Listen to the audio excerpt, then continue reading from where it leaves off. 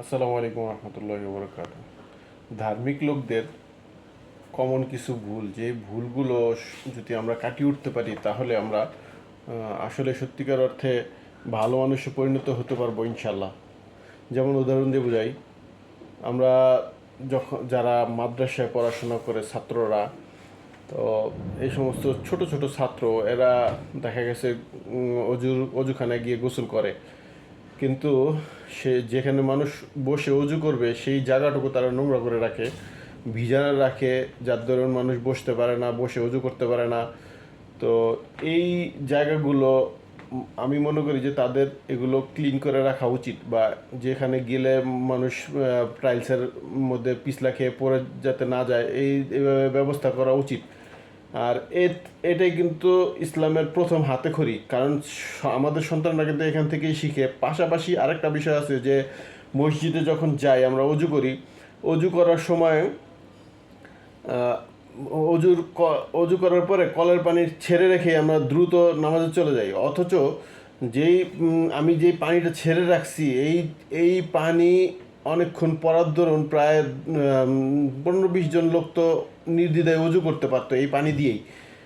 অথচ আল্লাহ তালার এটা আমাদের অধিকারের বিষয়ে সচেতন থাকা উচিত যে আমরা এই বিষয়ে সচেতন হই না, যে মানুষের অধিকারটা সবচেয়ে বড় নিজের অধিকারের চাইতে বা নিজের এবাদতের চাইতে। এই বিষয়গুলো আমরা এটা ফলোই করি না, যার দরুন আমাদের এত বিপর্যয়ের কারণ হয়। কারণ আমরা মানুষের অধিকারের ব্যাপারে কোনো সচেতনতা অবলম্বন করি না, যেটা আল্লাহ তালার অধিকারের ব্যাপারে সচেতনতা অবলম্বন করি। কিন্তু কোরআন হাদিসে যেটা আছে যে আল্লাহ তালার অধিকারের চাইতে মানুষের অধিকারের ব্যাপারে বেশি সচেতন থাকাটা বেশি জরুরি, এটা আমাদের সবসময় ফলো করা উচিত।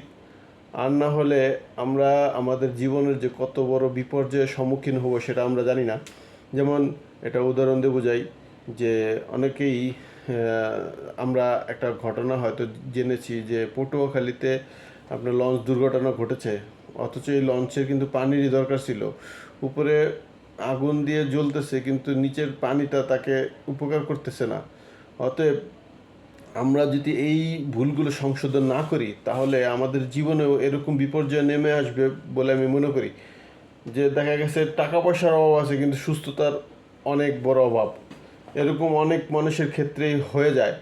আর আমার মনে হয় যে এই চর্চাগুলো করার দরুন, মানুষের অধিকার হরণের যে চর্চা আমরা করি, এই চর্চা করার দরুনই আল্লাহ তালা আমাদেরকে এমন কঠিন সংকটের সম্মুখীন করে দেন, যেটা আসলেই উচিত না।